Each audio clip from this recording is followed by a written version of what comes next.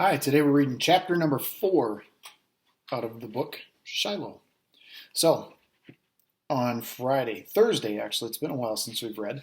On Thursday, we heard that Marty and his dad went to Judd's house to deliver mail, and things got a little bit tense. They were arguing about the dog, and Marty got a little bit sassy with Judd, and we'll have to see what his dad thinks about that now in chapter 4. Chapter 4. Marty, Dad says when we're around the bend. Sometimes you gotta have the sense to shut up. You can't go telling a man what to call his dog. But I'm mad too. Better than calling him Git or Scram. Judd Travers has the right to name his dog anything he likes or nothing at all. And you've got to get it through your head that it's his dog, not yours. And put your mind to other things. The Jeep bounces along for a good long mile before I speak again. I can't, Dad, I say finally, and this time his voice is gentle. Well, son, you gotta try. I ate my peanut butter and soda cracker sandwiches with Dad at noon, plus the zucchini bread that Mrs. Ellison left in her mailbox for him. And after all the Sears catalogs and mail is delivered, we head back to Sistersville's post office. I get my Coca-Cola at the gas station while Dad finishes up, and then we start home. I forget all about looking for cans and bottles. The can I'm holding is the only one I got. Judd Travers goes hunting here every weekend, don't he? I ask Dad. I suppose he does. You can shoot just about anything that moves? Well, of course not. You can only shoot what's in season. I'm thinking how about a year ago I was fooling around up on the ridge and I come across a dead dog. A dead beagle with a hole in its head. Never said anything because what was there to say? Somebody out hunting got a dog by mistake, I figured. It happens. But the more I think on it now, I wonder if it wasn't Judd Travers shooting a dog on purpose, shooting one of his own dogs that didn't please him. Dad's still talking. We got a new game warden in the county. Now I hear he's plenty tough. Used to be a man could kill a deer on his own property anytime that deer was eaten in his garden. Warden would look the other way. But they tell me the new warden will fine you good. Well, that's the way I guess it ought to be. What if a man shoots a dog? I ask. Dad looks over at me. Dogs aren't ever in season, Marty. Now you know that. But what if a man shoots one anyway? That would be up to the sheriff to decide what to do, I guess. The next day I start early and I set out on the main road to Friendly with a plastic bag. Get me 11 aluminum cans. But that's all. I could walk my legs off for a year and not even have enough to buy half of a dog. The questions I tried not to think about before come back to me now. Would Judd Travers want to sell Shiloh at all? And how much would he want for him if he did? And even if I got Shiloh from my very own, how was I supposed to feed him? There aren't many leftover scraps of anything boiled in our house. Every extra bite of pork chop or boiled potato or spoonful of peas gets made into soup. And if we'd had enough money for me to have a dog to buy its food and pay the vet and everything, I would have had one by now. Darrell Lynn's been begging for a cat for over a year. It isn't that we're rock poor. Trouble is that Grandma Preston's got real feeble, and she's being cared for by Dad's sister over in Clarksburg. Have to have nurses any time Aunt Hetty goes out, and every cent we got goes to pay for Grandma's care. Nothing left over to feed a dog, but I figured to get to that problem later on. I wonder if, maybe in time, if I never see Shiloh again, I'll forget all about him. But then I'm lying on the couch that night after everyone else has gone to bed, and I hear this far-off sound again, like a dog crying. Not barking, not howling, not whining even. Crying. And I get this awful ache in my chest. I wonder if it is a dog, if it's Shiloh. I know you want a dog, Marty, Ma says to me on Thursday. She's sitting at the kitchen table with cardboard boxes all around her, folding a stack of letters and putting them in envelopes. Ma gets work to do here and there at home anytime she can. I wish we had the money so every one of you kids could have a pet, but Grandma's seeming to need more care. We just don't. And that's that. I nod.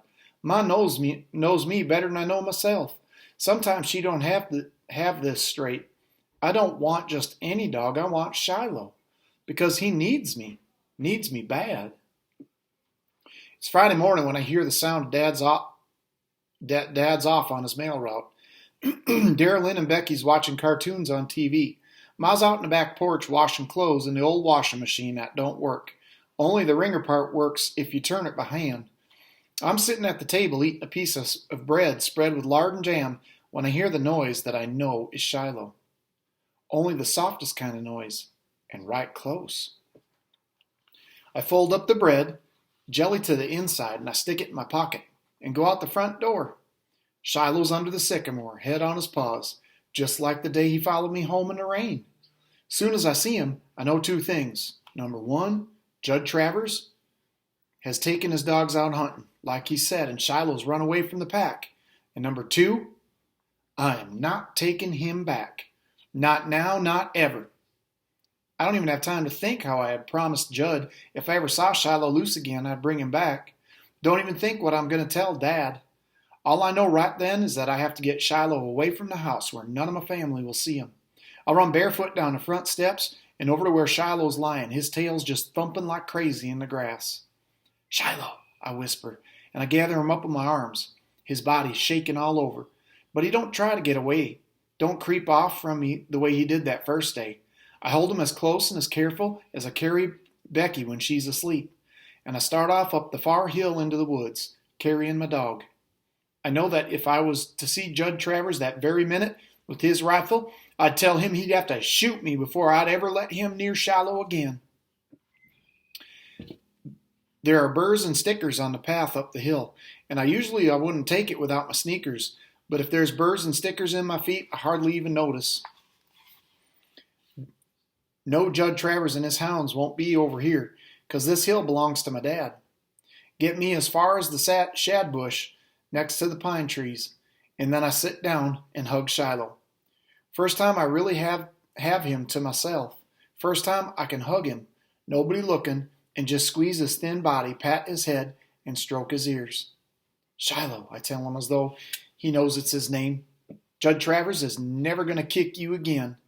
And the way his eyes look at me then, the way he reaches up and licks my face, it's like that seals the promise. I'd made a promise to Judd Travers I wasn't going to keep. Jesus help me.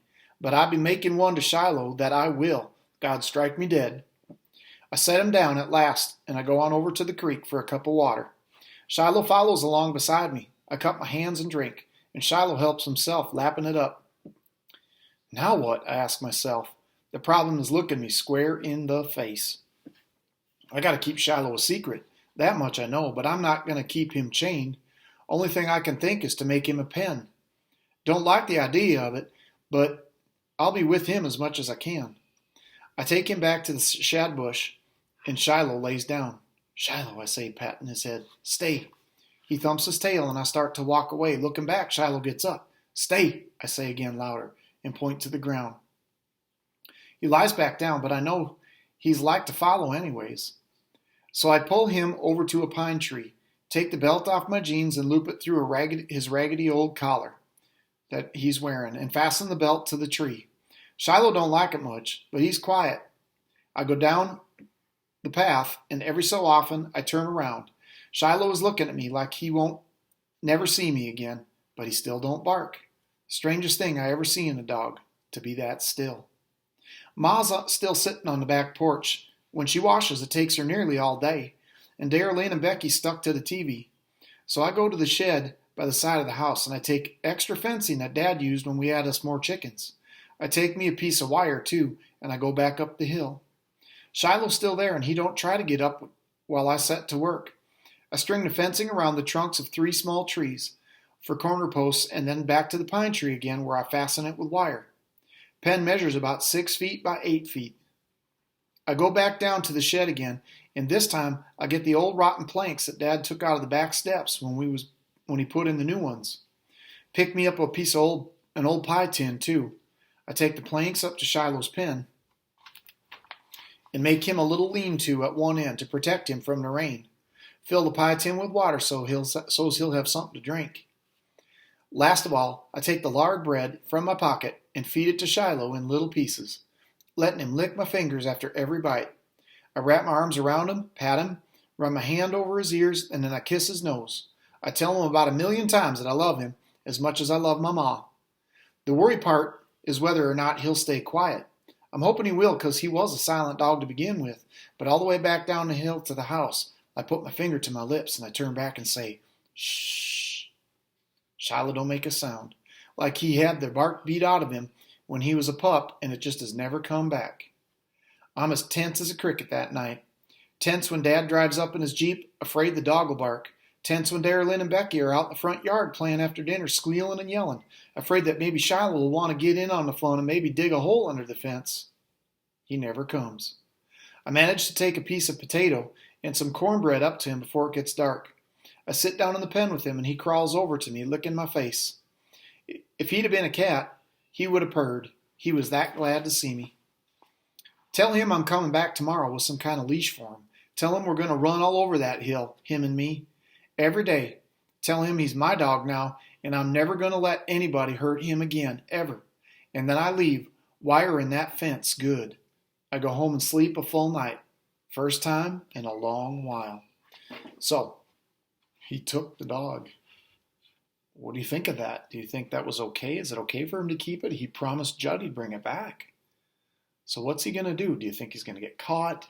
I'd like you to make a prediction today. And think about it. What if it was you? What if it was you and you found a dog that's, you know, somebody's been beaten? Would you try and keep it secret? Good questions. Fun story. We'll read some more tomorrow.